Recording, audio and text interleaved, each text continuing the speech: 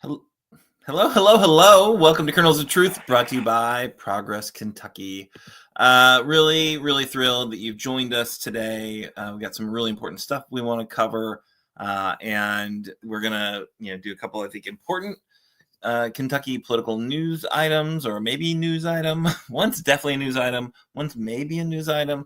We're gonna get some, I think, important perspective on all the activism and the mobilizations that are happening all across the country with our co-host, and then really excited to be joined by Louis. We'll say Knupp, organizer with 5051 Kentucky. We're going to discuss how we all need to come together for mass mobilizations to reject Trump's authoritarianism, what his group is doing to help coordinate folks from Louisville to Lexington. So it should be a great show, and I'm really glad you found us. So buckle up, let's get through it. So first, though, I wanted to check in and make sure you are kind of ready to commit to help create a more compassionate Commonwealth. It's clear we're a red state, folks, and we're going to need long-term power building to create better policies, better political outcomes for our great state of Kentucky. We hope you'll support Progress Kentucky in our campaign to do just that. Help us make it happen. Let us know how you want to help. You can, raise your hand and volunteer and join in on the efforts that we've got underway, whether it's the big mobilizations that are happening right now, whether it's helping do legislative watchdogging, whether it's doing research into actual, specific members of the state house and kind of what they're doing to, block a progressive agenda in Frankfurt. Lots of things you can do. We'd love to have it. The support, kind of whatever you're fired up to do. But the other way you can help out is to make a contribution via our secure online website, Act Blue, to help turn Kentucky purple. Do what you can there. $10, $20, $200, whatever you can do helps us to broaden our messaging, getting us out to more people, more eyeballs, more screens, more more ear holes. So whatever you can do is absolutely useful and appreciated. So let's now check in with our co-host. Let us know who you are, where you are. What's your protest sign say today? And love to see what you there on the interwebs, what you're protesting today. So many options, so many ripped from the headlines options. I'm Aaron, coming from Lexington. My sign says send Kilmar Abrego Garcia home, and do it yesterday. God damn it. All right. So let me check in with our co-host. Kimberly, are you there? I sure am, Aaron. How are you? I'm hanging in there. How about yourself? I'm hanging in there too. By two threads. How about that? Not by a thread, but two threads. So I'm coming to you live from Louisville, Kentucky, Jefferson County, home of the Kentucky Derby, which is about to come upon us. And happily, I must say that Bob Baffert is back in it again. He's got maybe two, maybe three horses that are going to run this year in the Kentucky Derby. So we're really excited about Bob Baffert, the sexiest man in horse racing ever. Really? Yes, yes, most definitely. That white hair, oh my God, those sunglasses, oh my God. But Okay. anyway, and all the money, woo, woo, woo. So you're a fan. You're a Baffert fan, even though some argue that potentially he's a big cheater and shouldn't be in the sport. How can I speak about my secret love, Bob Baffert, if I was to go with a very old man? When we have a president that's has 34 felonies, and also one of them is for a sexual assault. So there's that. I can't even speak about anybody else, can I? Well, I don't. That seems like an interesting equivocation there. Like, I don't know, Bob Baffert versus Trump. Like, yeah, I don't know that I want to hang out with either of them. Sure, one is, the scale of his crimes is arguably more significant. One's not been impeached neither once nor twice, but of course he's not been president. I don't know. I just interesting comparison that you make there, but I'm gonna let you do you. I don't want to yuck, Exactly. as I've they never been say. a felon, right? I've never had a felony in my life. However, if I try to go get a job and I'm a felon, 34 felonies, they will not hire me. However, we have a president that has 34 felonies. But that's neither here nor there. We all know that. That's old news. But my protest sign says today about all of the Trumpsters. I believe there is no longer the party of the Republicans. It is the party of Trump now. Yeah. And my protest sign says today, hashtag they not like us. Not at all. All right. Thank you so much. Excited to have you back with us this week. And you got your water situation taken care of, all your the flooding impacts that happened to you. Everything's working again. Everything's working again. This is just a day in the life of living in Jefferson County. How about that? Yeah. We uh have yeah. kayaks and canoes in Louisville, Kentucky. Can you believe it?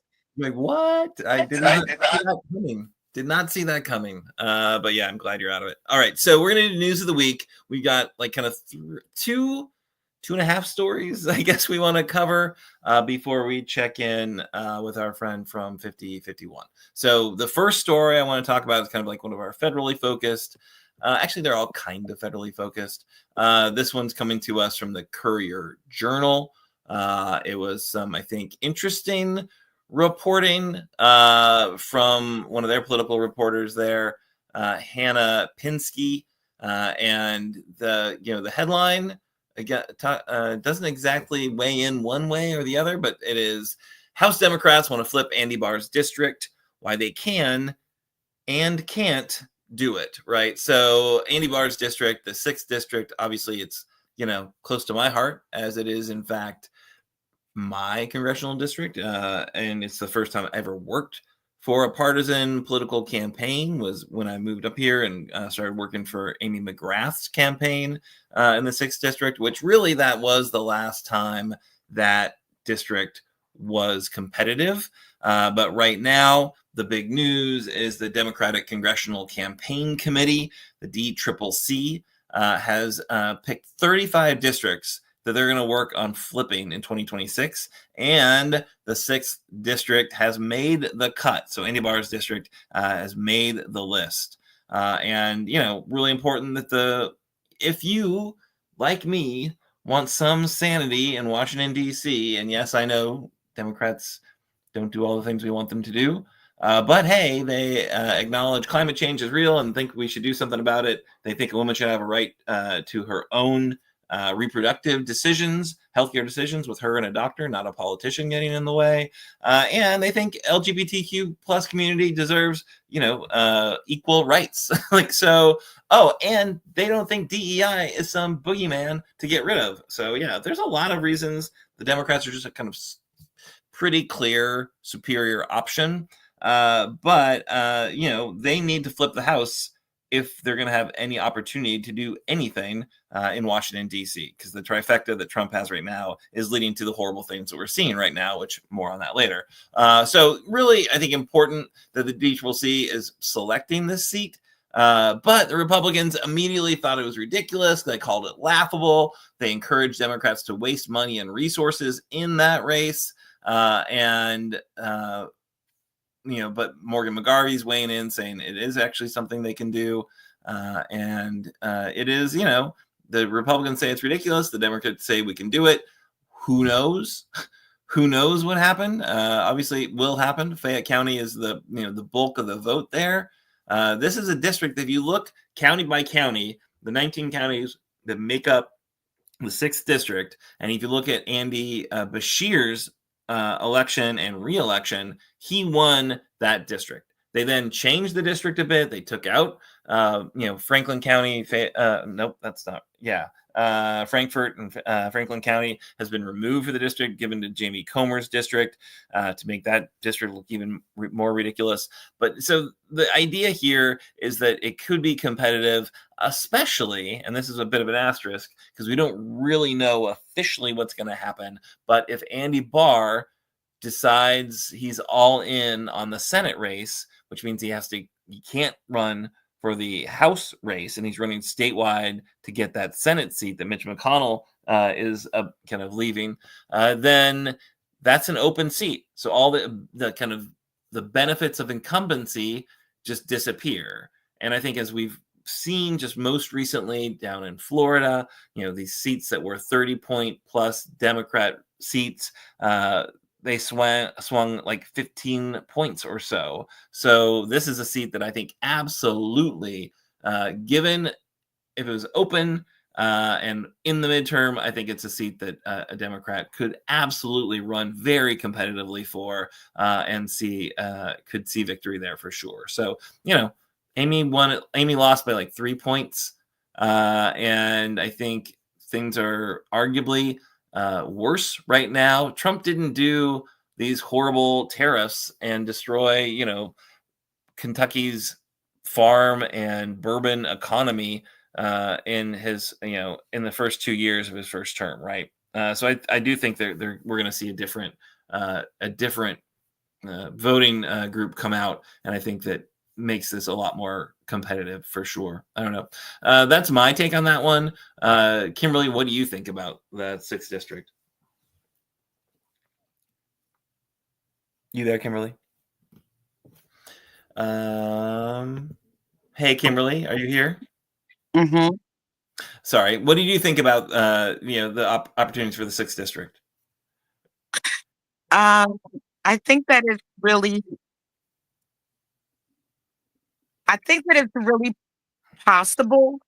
However, Andy Barr now has $5.3 million in.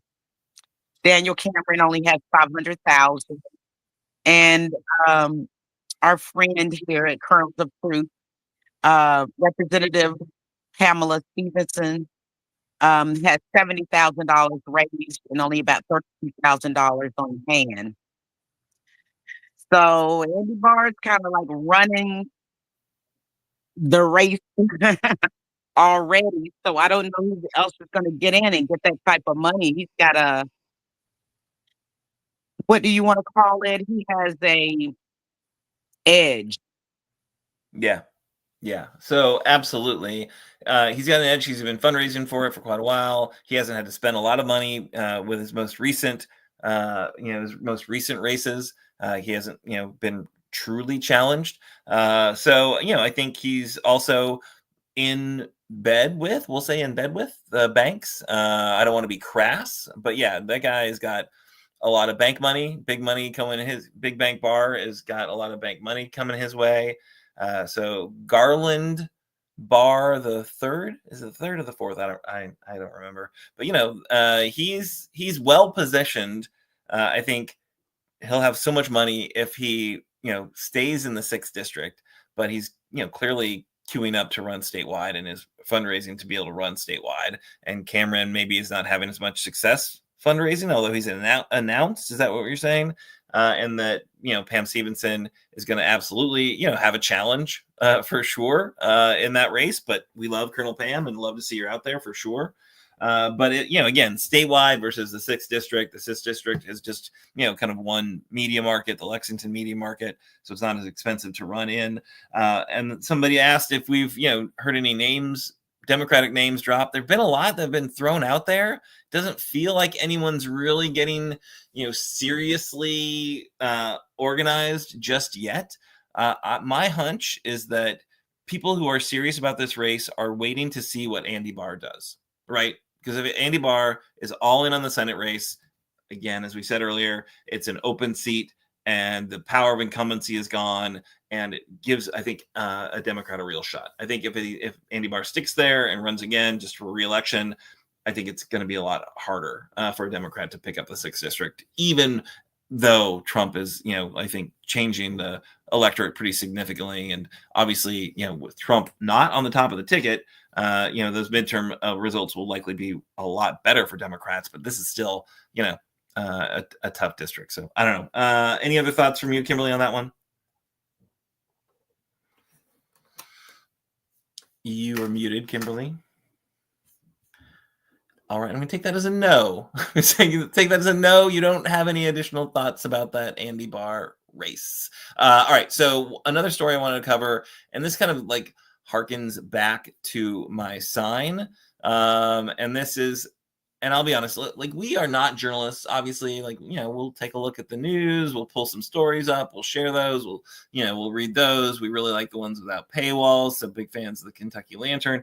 But we do like to use news as our starting point. We don't really want to traffic in, internet rumors or conjecture. We like actual, authentic news stories. We're the kernels of truth, people, not the kernels of, what I heard. Right. So it is certainly something that, I'm going to say this, and I'm going to like just be forthright about it. People are freaked out about what ICE is doing in their communities.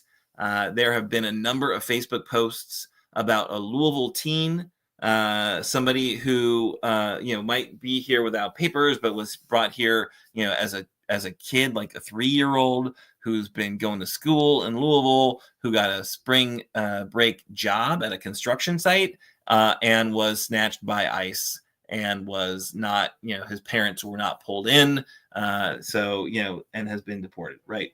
So that is like absolutely terrifying, and I think 100% in keeping with what we're seeing ICE do across the country. And as I said, with my kind of like opening sign, what they've done to Kilmar Abreu Garcia, the Maryland father, the Maryland man who's married to a U.S. citizen, who has U.S. citizens as his children, the fact that he's a union member, not a gang member, and they will not release him despite the Supreme Court of the United States saying they need to work to release him, right? And they're upside down world. They're saying they don't have to. So yeah, I think wherever you are in America, you should be 100% concerned about what ICE is up to. We don't have the documentation to say this is 100% happening in Louisville. This individual, we're going to keep looking for that. And if it gets, covered by the media, then we will share that. We're not journalists. We don't have the time and energy to kind of report originally on these stories, but it's super freaky that, this stuff very well could be happening for sure. All right. So, Kimberly, are you back? Yep, I'm back. All right. So anything you want to say, again, that's not really a news item. It's more just things we heard and things we're concerned about in terms of the Louisville teen that, could have been deported. Is there anything that you've heard from your sources? No, I haven't heard anything except Okay. for the obvious, what you had spoken previously. However, this is totally a manhunt. And I'm trying to figure out, why can't we find the real criminals the way that we're finding those from ICE, right? So my thoughts are this: you've got Venezuelans being deported to El Salvador. I don't think that's going to end up very good.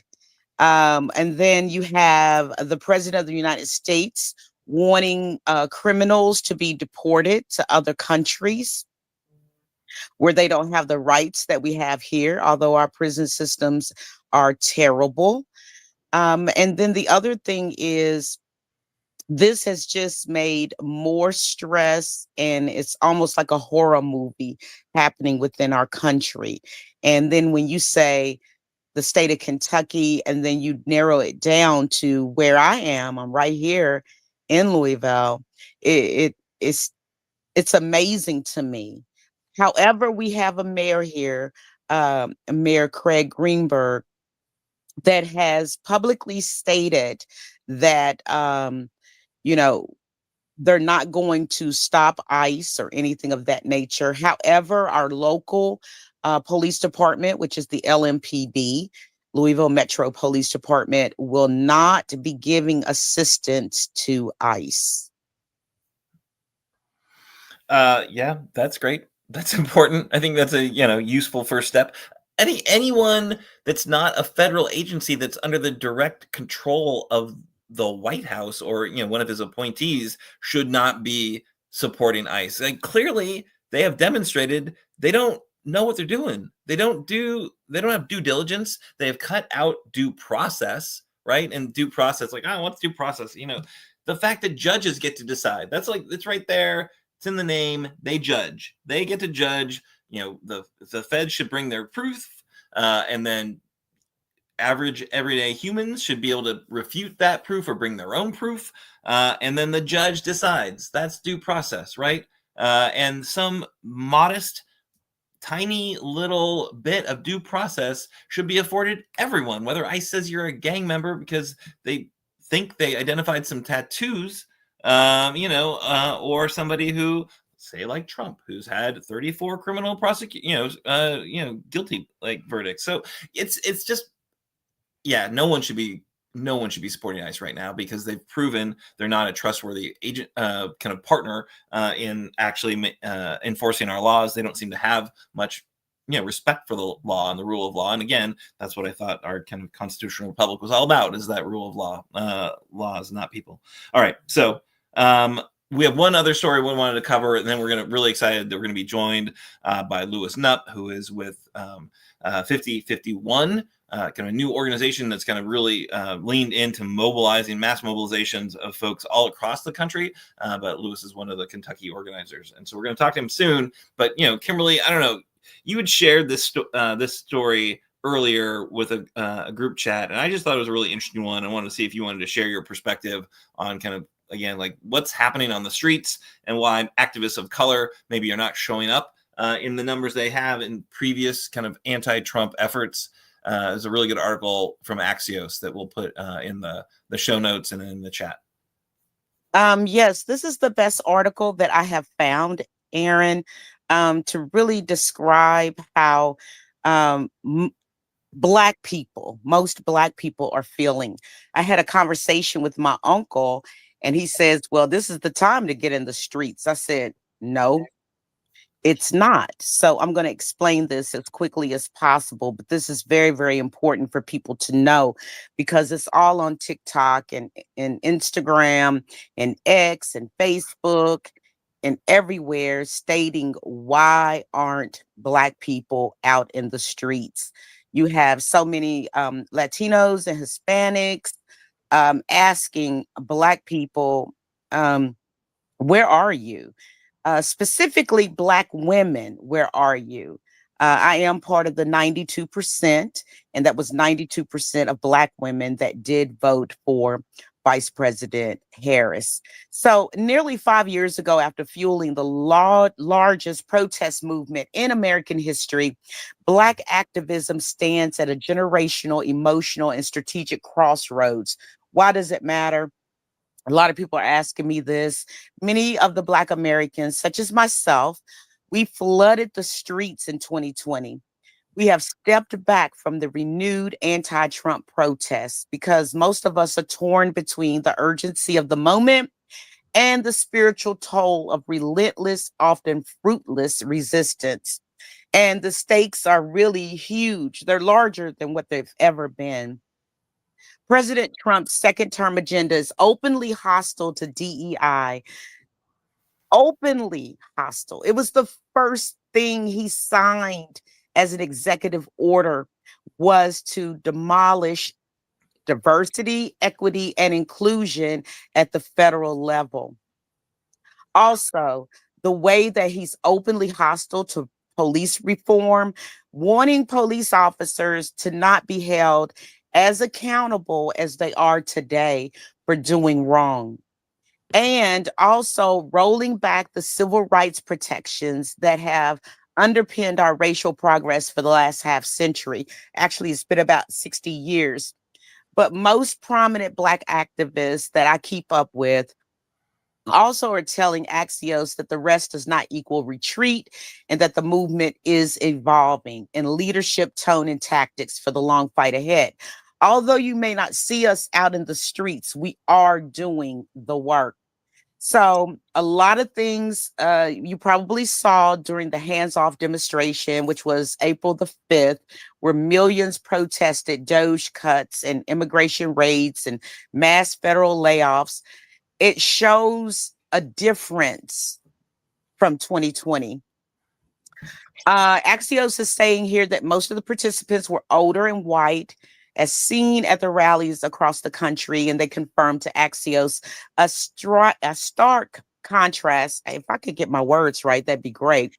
To the multiracial Black led protests launched in the wake of George Floyd's murder, and also Breonna Taylor, whom was murdered by the police right here in Louisville, Kentucky. So we're talking about campus protests. Over the Trump's immigration crackdown, it has drawn primarily white, Latino, and Asian American students, with the Black participants largely absent from the front lines.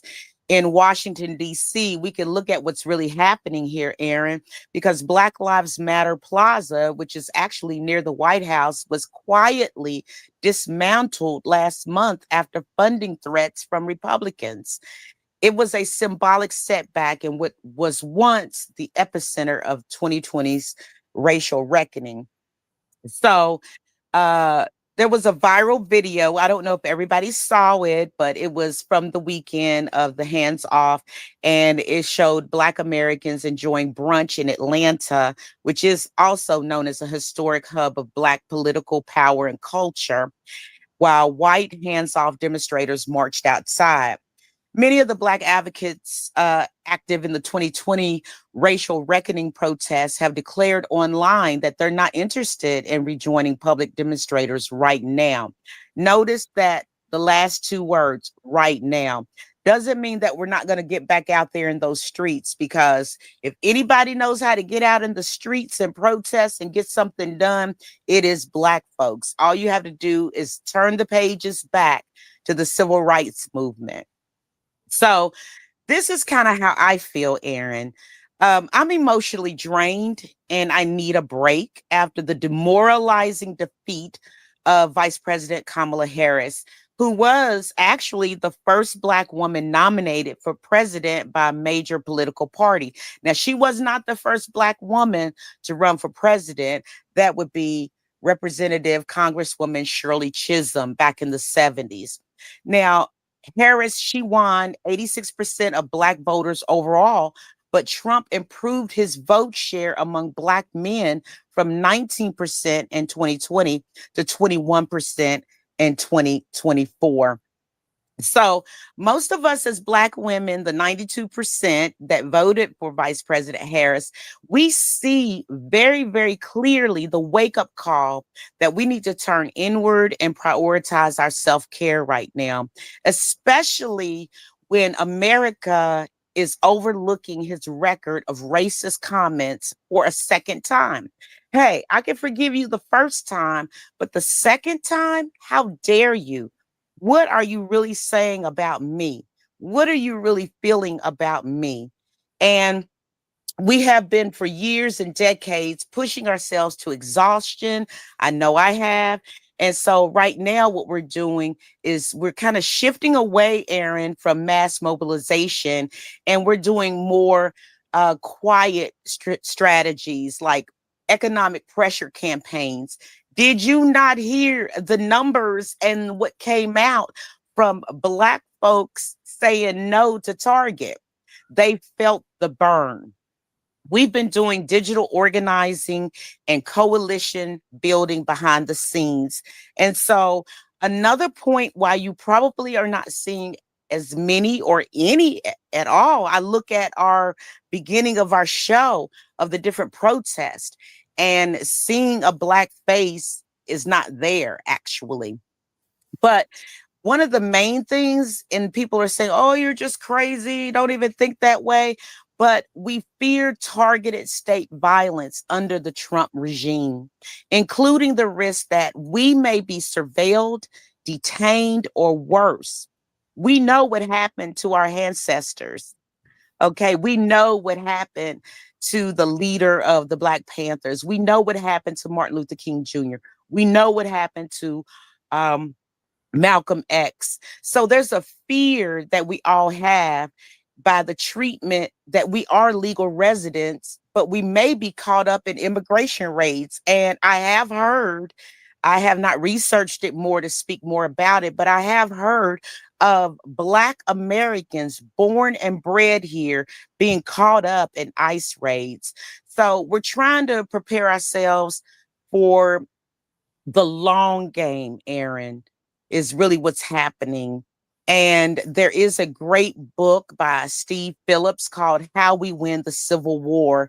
So this movement is undergoing a generational shift. We have people right now, kids, Generation Z, Generation X, they are not going to sit back like my era or my grandmother or my mom's era. They're not going to wait. So you have pastors who are meeting with like our older um, legends like Reverend Jesse Jackson, and we did a 40-day national boycott of Target over its rollback of DEI initiatives.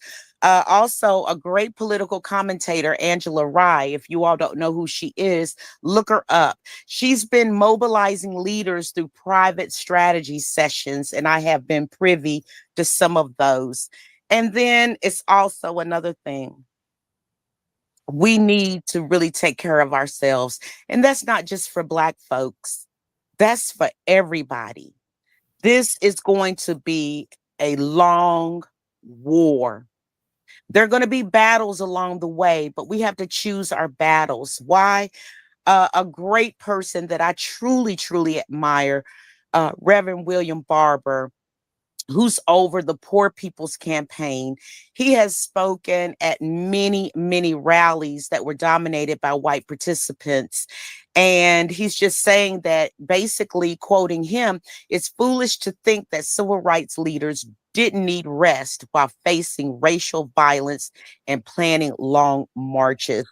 So right now, it's, they took Harriet Tubman away in DC. Then they brought her back because of our quiet mobilization.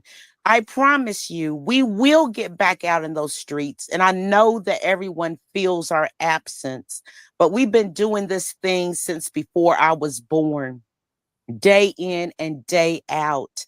And it just really, really put a knife in our heart that America felt the way that they did. And I'm talking about the majority that voted for Trump, that they felt the way that they felt. And knowing the racist tropes, knowing how they feel about Black people, and they voted for him anyway. I don't care if they said the economy. I don't care if they said about immigration. I don't care about if they were pro choice. I don't care. The bottom line is they voted against Black Americans and so many more. But right now, I'm concentrating on my tribe because we have had enough. Back to you, Aaron. Yeah, thank you so much for sharing your perspective on that, sharing that Axios article, and I do think it's a great, we'll put in the show notes. People should read it. It brings a lot of different perspectives to this very big issue, right? Because obviously, every movement that matters requires a coalition that includes Black leadership, Black women, especially if we're looking to vote, right? And it is absolutely, it's disheartening to be, without the folks who have shown the way so often, so regularly, with such consistency.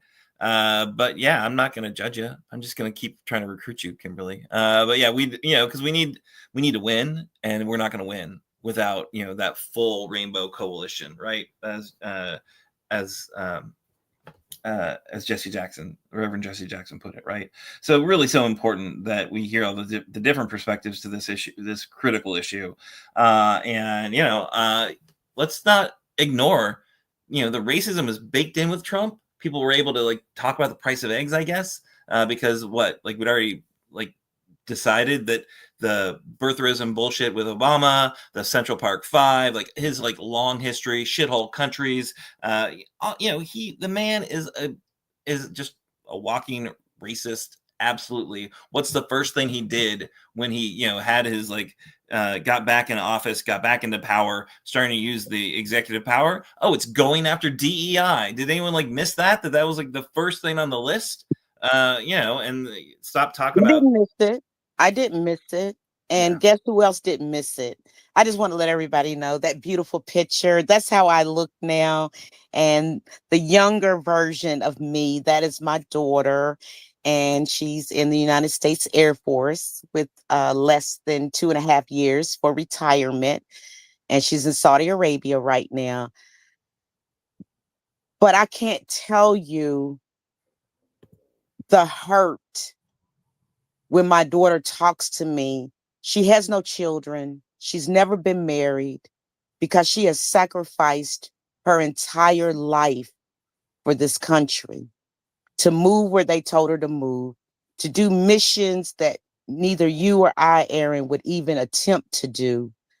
And this is what she's going to come home to. It almost reminds me of when those Black soldiers came back from Vietnam. Yeah, or World War II, right? Where they couldn't, it's, I Yeah, mean, my granddaddy, he fought in the Korean War, World War II, Pearl Harbor, Vietnam. And I wish he was still living. You would have enjoyed talking to him about the military at that time. He was one of the first Blacks to become an officer in the Navy. However, my granddaddy said it really hurt. It hurt them as men, it hurt them as human beings that they would come back from war and couldn't even use the same water fountain. They couldn't even go into a restaurant and eat. Yet we have our military men and women that continue to sacrifice their life, their family, their other personal dreams and hopes for this country. And what is the country giving back to them? yeah. Well, hey, Kimberly, thanks again. We've gone a bit longer than we intended on a couple of these news items, but really glad we did. And really now need to turn to our interview. Very thrilled to be joined by Louis Knupp, I'm guessing. I've never actually heard his last name spoken. I'm going to say Knupp and feel pretty good about it. But he is with 5051. And if you've not heard a 5051, I don't know how you found this show, but the reality of it is, one of the groups that's come on since Trump 2.0 has been really leaning into the mass mobilizations that are so important to push back against the Trump-Musk agenda. And I think it's 50 states, 50 capitals, one day is the 5051. So we went to one of the Frankfurt protests that happened on President's Day. Cold day, but it warmed my heart, if not my feet, by having so many folks show up. Really just well organized event that Louis was intimately involved with. So Louis, thanks so much for joining us. Hey, Aaron, thanks for having me. Absolutely. So tell us a little bit about 5051, kind of where did it come from, what's it doing, what's it done, and then we'll talk about Saturday. Yeah, sounds good. So, man, to be honest, it's the origin story of 5051 is a bit of a roller coaster. For folks who aren't familiar with the inception, it literally started as some random person on Reddit saying, "My gosh, I'm really mad about everything happening. Wouldn't it be cool if we could get a bunch of people to show up at the capitals in their states on the same day?" And it just blew up. So I found out about it 3 days before the very first protest. And I was doom scrolling on Reddit. I was just kind of depressed and mad about the state of the world. And I saw this thing. And I think I can only speak to my perspective, but my assumption is that out of the thousands and thousands of people who showed up on that first protest, which by the way has grown exponentially, I think we hit somewhere between 3 and 5 million people on April 5th. And that wasn't just 5051, that was a coalition.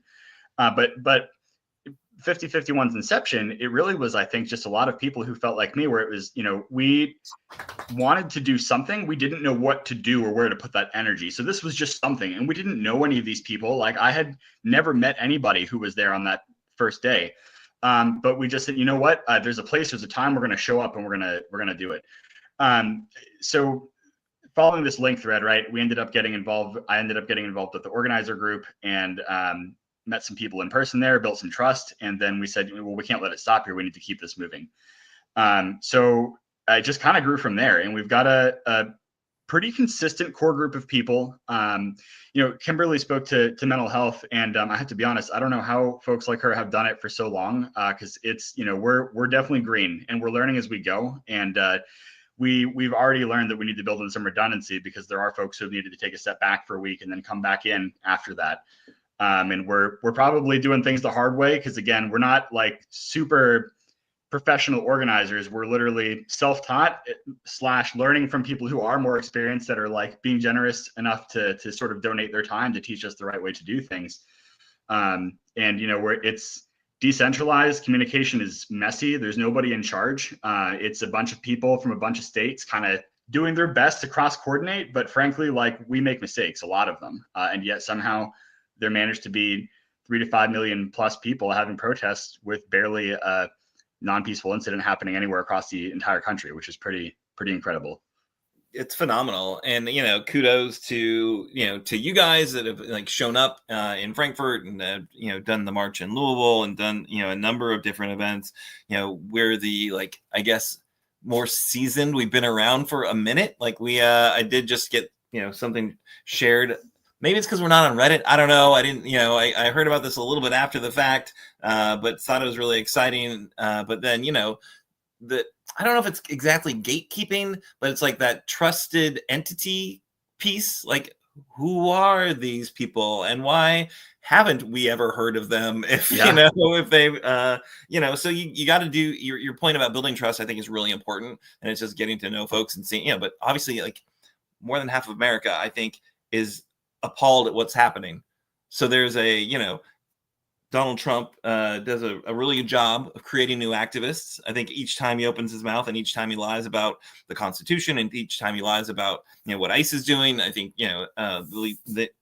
each time he disparages immigrant communities, like he's pissing off a lot of people. I'm glad new people are jumping in, right? Because absolutely we need new energy. We need new folks to fight, right? For sure. So we're thrilled to be in coalition with you guys. We, for the April 5th Hands Off event, we helped pull together a coalition of folks who want to do an event in Lexington. We were aware that the 5051 folks were doing, Frankfurt again, and it makes complete and utter sense. But I think Lexington's a big blue dot, and it's a place that lots of folks are pissed off, and we need to give people an outlet for sure. So yeah, we're excited about Saturday. So tell us a little bit about what's going on Saturday. Then we'll get Kimberly in here to ask some questions or make some observations. But yeah, Saturday the 19th. Tell us what's up. Yeah, absolutely. So Saturday the 19th happens to be the 250th anniversary of the Revolutionary War, which is a great reminder that we as a country exist because we're really not cool with the concept of dictatorship. We kind of are a thing because we said no to that last time 250 years ago. And I'm not willing to let us slip back into it, nor do I think is anybody else listening in on the show right now. So that's sort of the running theme behind this is, no kings then, no kings now. And it's going to be a combination rally and march. And just so folks know, because I will say, full transparency, I had a conversation with someone in my family the other day who was like, Lewis, I'm really proud of what you're doing, but I have to be honest, like, I don't know how to protest actually change anything. Like 5 million people showed up and like, I don't see anything changing yet. And the answer is they were right. Protests alone don't change anything, but the point of the protest isn't to be the sole output of that change. I think what really has me excited about the fact that this Saturday in particular is a coalition group, right? With you all, with other folks that we're working with. I don't even want to try to name them all because I'll slip up and forget somebody, but they're all on the flyer. It's like 6 groups total plus us. And there's another group that's already contacted me that wants to be involved next time. So that I think is where the real power is. Like I said, that first time, none of us who showed up at that first event had ever met each other in person, and we were all just there. We started to connect, and now it's the same thing with these groups. It's not just person to person, it's now group to group. And we're finding that there's all these groups that maybe we hadn't heard of, that hadn't heard of us, that maybe hadn't heard of each other. But we're all, even if we have like different individual things that we were originally fighting for, we all are aligned under this banner of none of us can even accomplish any of the stuff that we want to if we end up in like an authoritarian fascist society. So that's kind of priority one, and it's a pretty easy banner to get aligned under. And I see our role as 5051. Again, we're the newest kids on the block. We don't necessarily have the experience to take this thing across the finish line, but we've been really lucky, frankly, and fortunate in our ability to just mobilize a massive amount of people out there and get them connected with these other groups who have been doing this way longer than we have, who probably do have an actual plan to keep this thing moving forward. That's awesome. Yeah, Kimberly, any thoughts?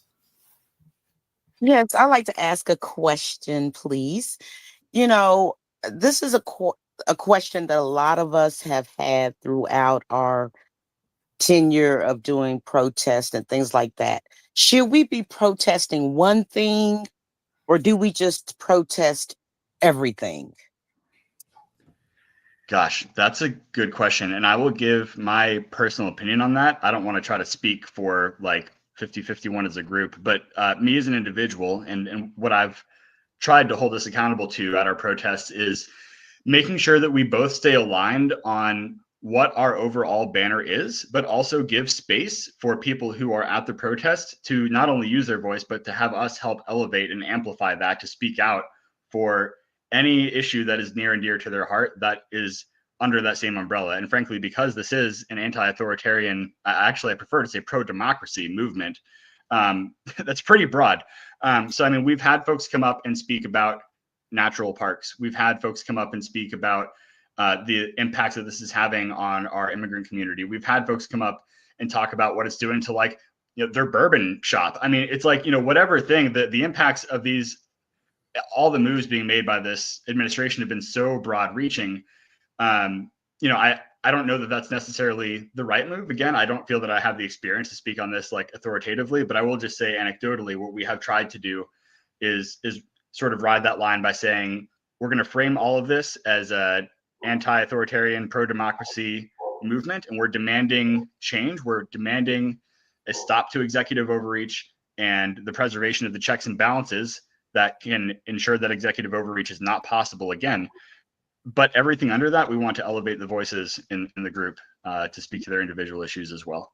Yeah, and I think that point, it's like, as long as there's framing that makes sense and it's getting out to the people who are kind of like random passerbys, then I think, you've moved public opinion a bit, right? And I think your point earlier, like what changed out of the protests, like nothing right now, except more people are aware of what is happening and why it's wrong, and that there's a whole lot of people who are pissed off about it, right? And by including, just more and more humans, you are increasing your circles of influence.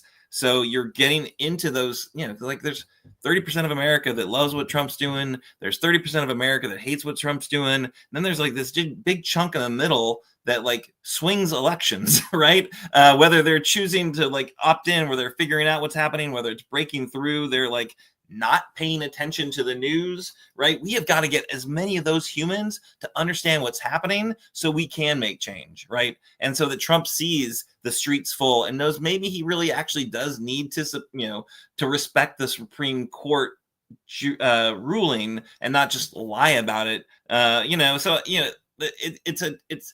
I don't think we're going to change anything overnight. It's going to be a slog, unfortunately, right?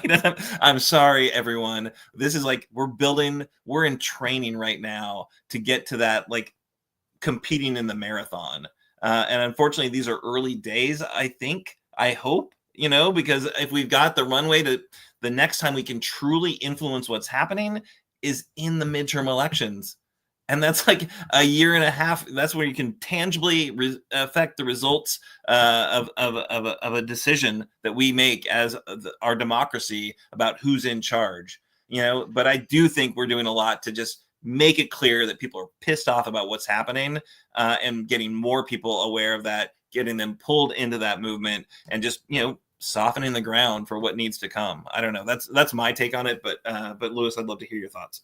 Yeah, something I want to add on to that too is I think another benefit of this is the more people are becoming aware and the more of these groups we're connecting to each other and the more people are getting connected to those groups, people are also becoming more politically activated in general and realizing that there are things that they can do on their local level before midterms. So like I'll speak to something happening here locally. I live in Oldham County, and Oldham County, for anyone listening who's not super familiar, it's historically a very, very conservative county. It's something like 90% plus, I think, registered Republicans. Don't quote me on that. That's from memory. But in any case, there's a group that surfaced here called Kentucky Citizens for Democracy. In fact, their founder is actually going to come be one of our speakers on Saturday. And they've been doing a lot of research into a agreement that exists between our local law enforcement or jailer. There's currently a big discrepancy around that. It's a whole thing. But between them and ICE, where essentially Oldham County is listed as a detainment center for ICE. And there was a document for an agreement that was signed as recently as March. And trying to get accurate, up-to-date information on that between different answers being given from like our sheriff's department and our jailer has just led to a lot of confusion. But the point is, this Kentucky Citizens for Democracy group hosted a town hall where we had at least 50 plus people show up.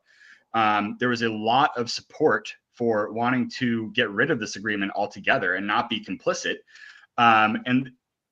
Just yesterday, I was at the fiscal court meeting that Oldham County has, and the major topic being discussed was the data center, but at least 3 people got up and also spoke to the ICE agreement, to the point where the sheriff felt strongly enough, we could tell we were starting to ruffle his feathers. He got up and he made the very first on the record statement he's made about it up to this point.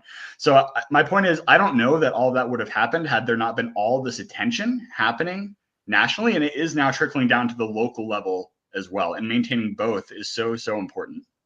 Yeah, no, that's 100% right, Lewis. I think that's a good point. Because we can, at the federal level, midterms are kind of the next thing, right? But there's so many things that are happening at the local level, and a lot of it is very directly tied to what the Trump administration is trying to do right now, right? Yep. Whether that's protesting on your campus to make sure they do not comply with what the Trump administration wants to do on college campuses. The fact that Harvard is like saying no and Princeton is saying no, well, Center should say no and UK should say no. Every single institution should be saying no to Trump. Cities should be saying no. And it's tough, right? Because he is clearly choosing to ignore the law and use federal funds as a cudgel to get his agenda across. And so many entities that are doing critically important work rely on those federal funds, right? So it is a leverage point that he has, and we have never seen a president ever use in this form or fashion, right? Again, that no kings thing, he is like leaning into it. He is King George III right now, being a horrible leader and using his power against his people. It's just disgusting. So, all right, Kimberly, any final questions or thoughts? I know that we basically are in a constitutional crisis right now. We have been for a very long time. Every time he's in office, or can I even say when he's running, we're in a constitutional crisis. I know about, my daughter tells me they work overtime. She's an intelligence officer in the Air Force, and they work overtime anytime he's in office or running. The other thing that I want to say is I believe that the crowds will become greater and greater and greater. Us Black folks, we will be out there again. We always protest for everybody, including ourselves. We'll be back out there. But also, I think the more and more and more as time goes on, it's going to start affecting everyone. Some people it has not affected yet, so they're not involved. However, when it starts affecting them, their money, and you've got a lot of angry people right now, including myself with the stock market. And then we're finding out that different legislatures in DC and different billionaires they've been doing insider trading.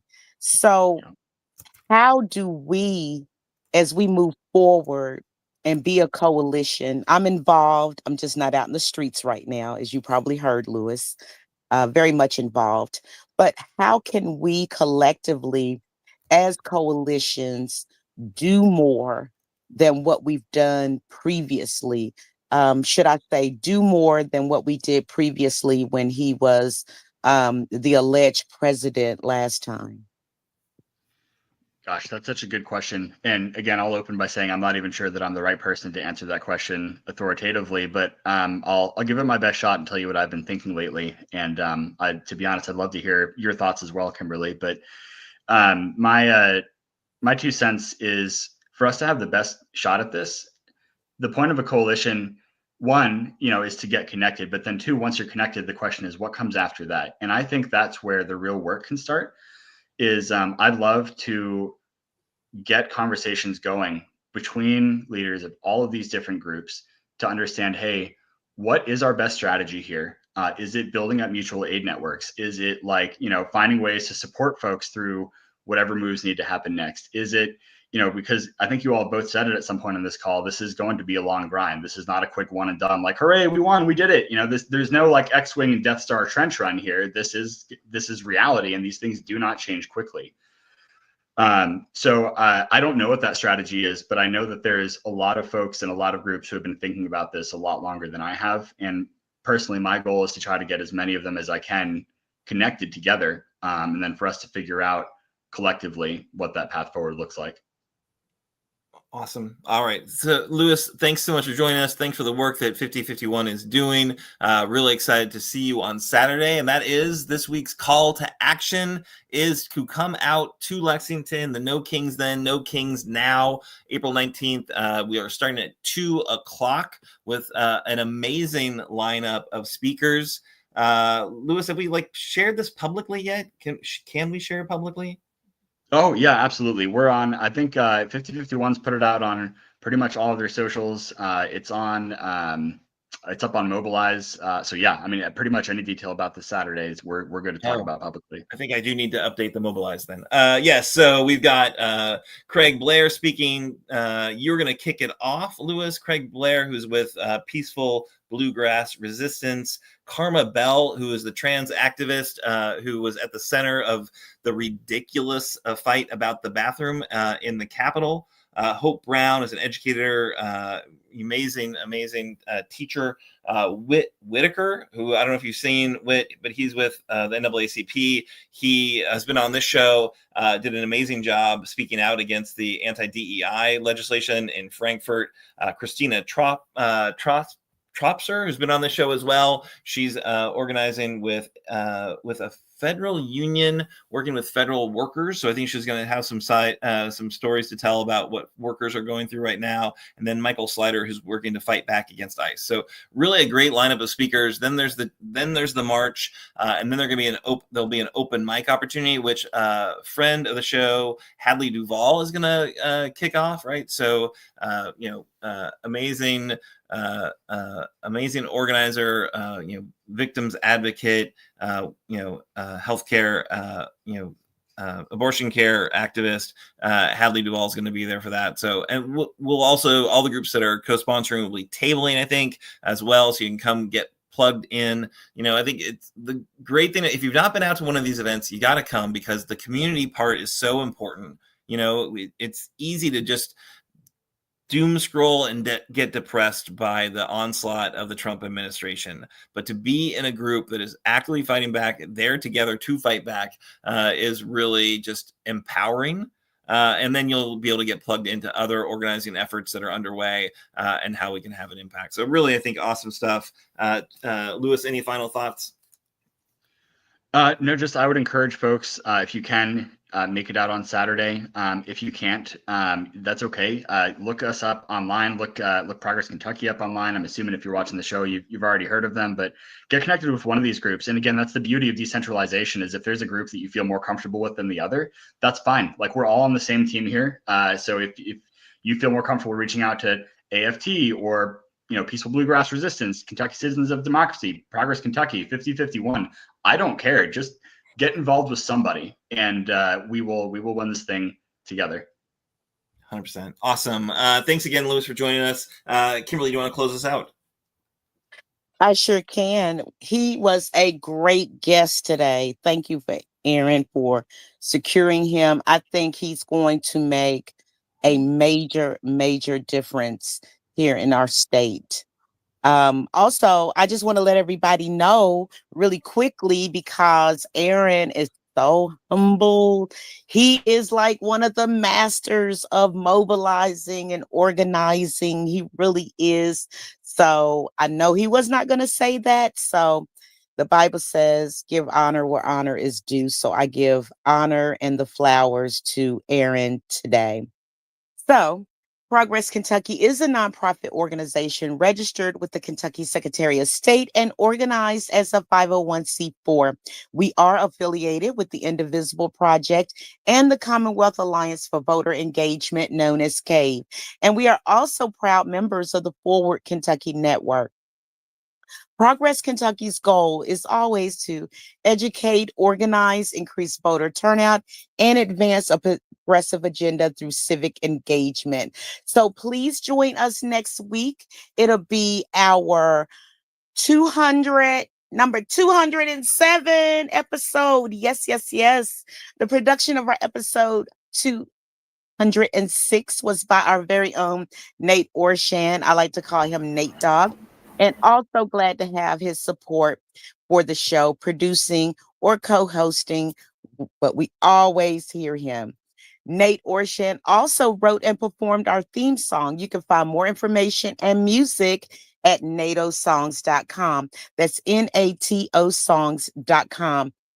And if you miss our weekly live stream on Facebook or YouTube or Instagram, hey, audio podcast and our show notes are always available on Apple, Google, Spotify, and just about wherever you get your podcast. And if you do listen to the pod, please, please, please, we beg of you to leave us a 5-star review wherever you may be listening. So we had a great show tonight. Thank you for everybody that looked and listened, and we'll see you back here next week.